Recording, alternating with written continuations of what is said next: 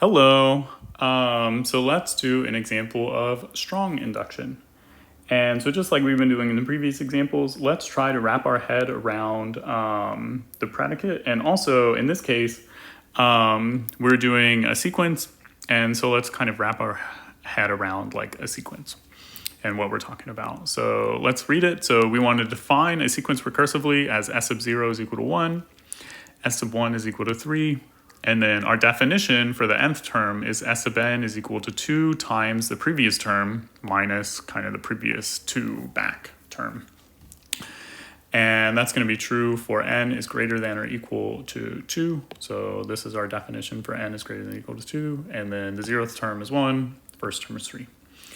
And we'll talk about what this kind of means in a second. And then our claim, our predicate, is that this is our definition for the nth term. Our claim is also that for all numbers n, s sub n is equal to 2 times n plus 1.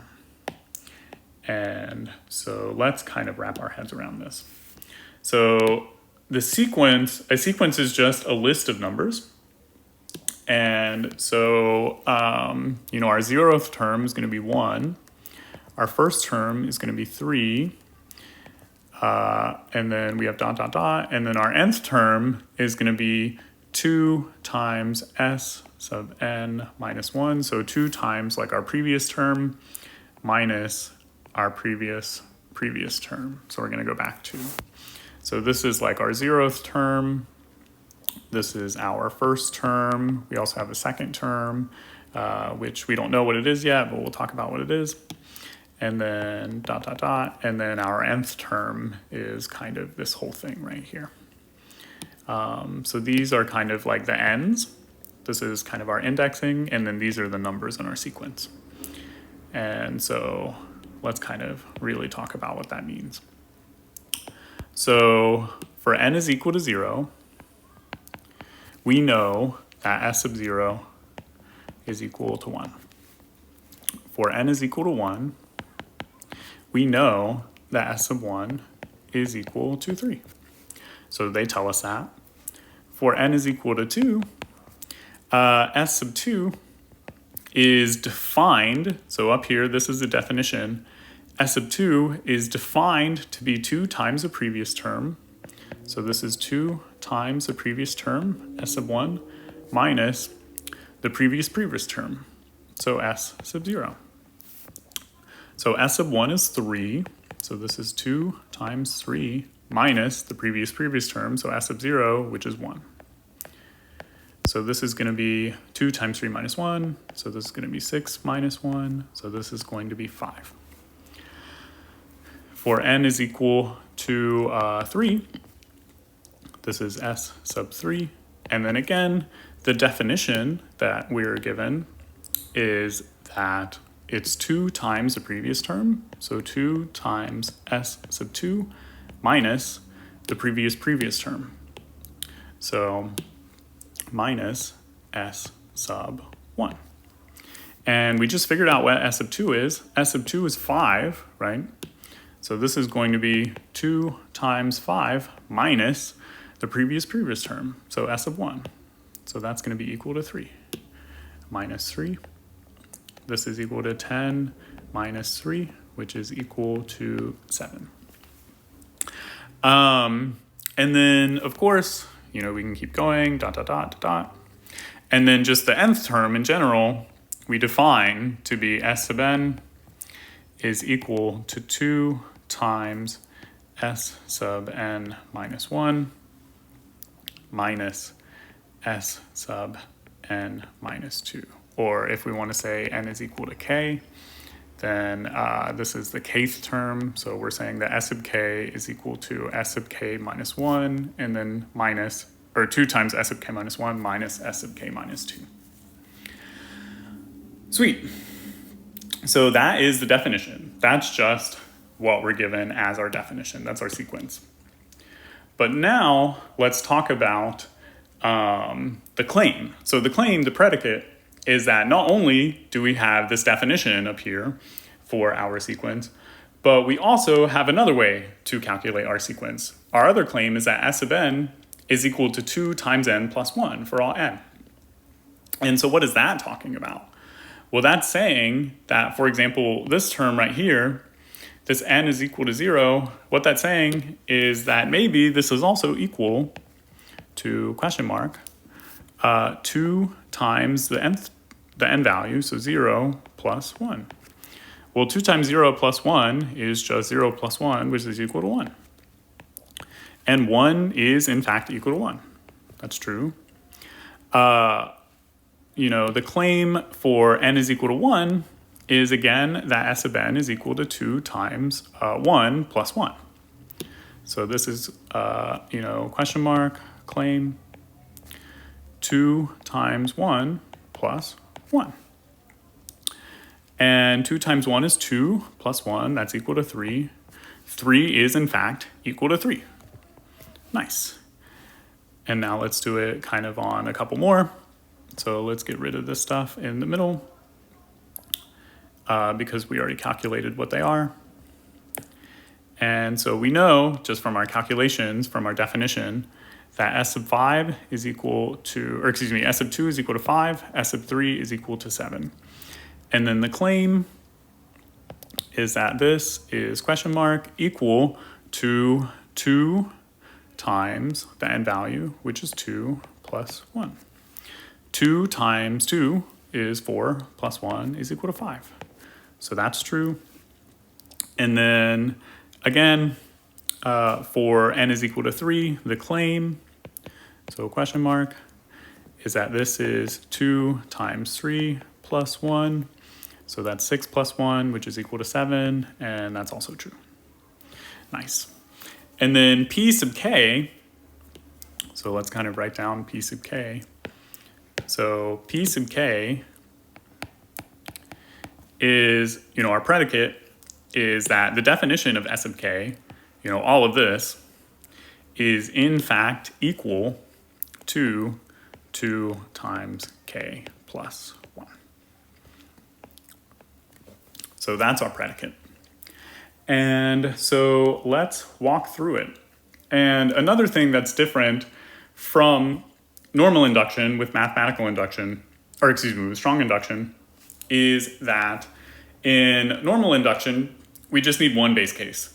In strong induction, we're going to need usually more than one base case. And why we need that is that because in this specific example, for example, the definition for the nth term of our sequence not only depends on the previous term, but it depends on the previous two terms.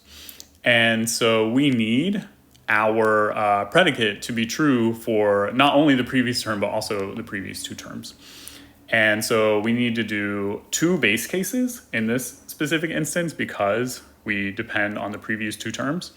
And then our inductive hypothesis is also going to assume that, not only one predicate is going to be true, not only the predicate is going to be true for k, but rather the predicate is going to be true for a bunch of different values.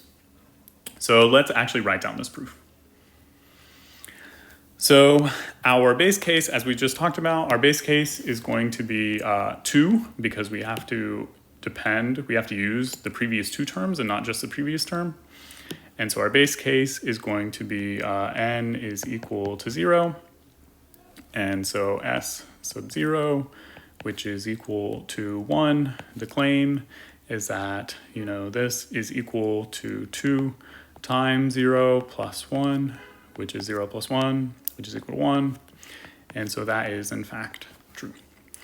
And then n is equal to 1. So this is s sub 1, which by definition is equal to 3. And then the claim is that that's 2 times 1 plus 1. So 2 times 1 plus 1.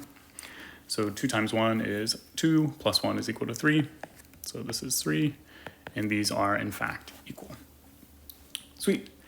And then our inductive hypothesis, as I just mentioned, is we need to assume that our statement is true not only for one term, 1k, but for a bunch of different values. So we're going to say, and in this case, we need at least two values. So what we're going to do is we're going to say assume P of L is true for all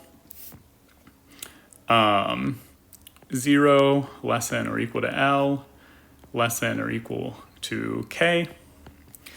And then we want K to be greater than or equal to the biggest number that we use for our base case.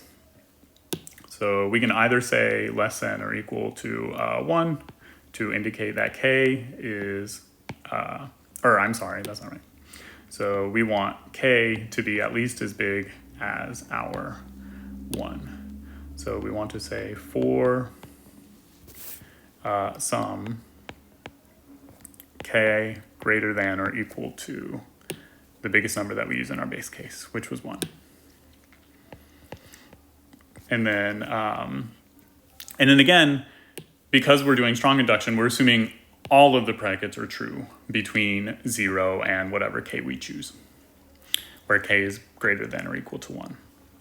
So in particular, in this specific instance, we're definitely at least assuming, the 0th case is true, the first case is true, and then, maybe even bigger if K in our heads is bigger. And so let's rewrite this. So assume S sub L is equal to 2 times L plus 1 for all 0 less than or equal to L less than or equal to K for some K greater than or equal to 1. Great. And then our induction step is going to work very similarly to how it works in normal induction, except we're going to have to use the induction step on not only the previous term, but the previous 2 terms. And so let's do that. So we're going to say consider K plus 1. And so we're going to say, just like we've been doing previously, we're going to write down the left-hand side of our predicate. So we're going to write down S sub K plus 1. So we're going to say S sub K plus 1. And then eventually we want, equals, dot, dot, dot, equals, dot, dot, dot, equals. And then we want eventually this to equal 2 to the K plus 1 plus 1. Or, written differently, this is going to be 2 times K plus 3. So that's where we're headed. And then again, just like I mentioned previously, so all of this is formulaic. All of this, once you get the hang of strong induction, all of this is formulaic, and then the magic happens, the actual math happens in between here, like writing this down. So let's talk about how to go between this stuff. So let's move this off to the side, and then let's talk about how to do the in-between stuff. So we have a definition for S sub K plus 1. The definition is that it's going to be 2 times the previous term minus the previous term. So this is going to be 2 times the previous term, which is S sub K, minus the previous term. So S sub K minus 1.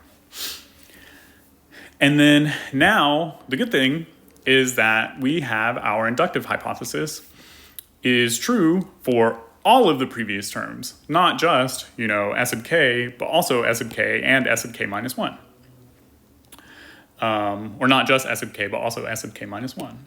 So we can invoke the inductive hypothesis on both of these terms, not just one. So this is going to be equal, by the inductive hypothesis, this is going to be 2 times, and then, S sub K is 2 times the K plus 1. So this is 2K plus 1, and then we're going to subtract, and then, S sub K minus 1. And S sub K minus 1, using the inductive hypothesis, is 2 K minus 1 plus 1. And then remember, just to keep in our head where we're going right here. We want either 2 times k plus 1, which is equal to 2 times k plus 3. And so let's kind of simplify. And maybe it's a good idea to just like multiply all this out and simplify, see what we get. So the left-hand side is going to be 4k plus 2. So if we distribute the 2, we're going to get 4k plus 2. So this is going to be equal to 4k plus 2. And then we're going to subtract, kind of big parentheses. And then all of this, when we multiply this out, this is going to be 2k minus 2 plus 1. So this is going to be 2k minus 2 plus 1. Okay. And so let's clean this up. So this is going to be 4k plus 2 minus, and then in parentheses, this minus 2 and this plus 1, that's just going to be a minus 1. So that's going to be 2k minus 1. And then hopefully you can see where this is going now. So this is 4k minus 2k. So this 4k minus 2k, that's going to give us 2k. So this is 2k. And then we have plus 2 minus negative 1.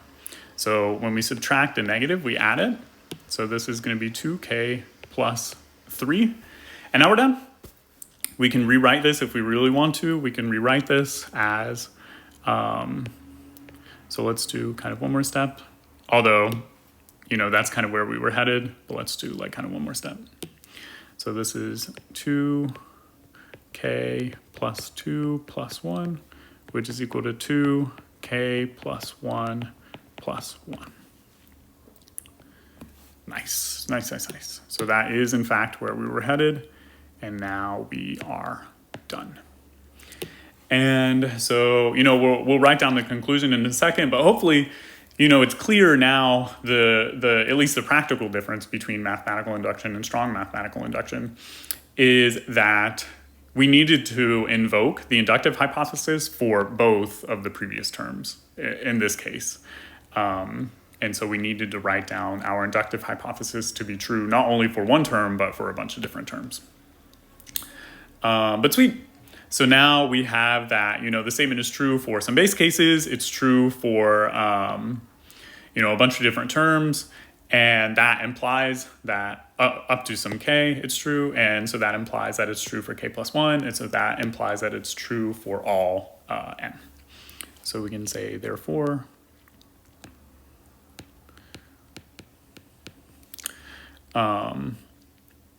S sub n is equal to 2 times n plus 1 for all n greater than or equal to 0. Sweet. That's a weird one, greater than or equal to. Let me change that.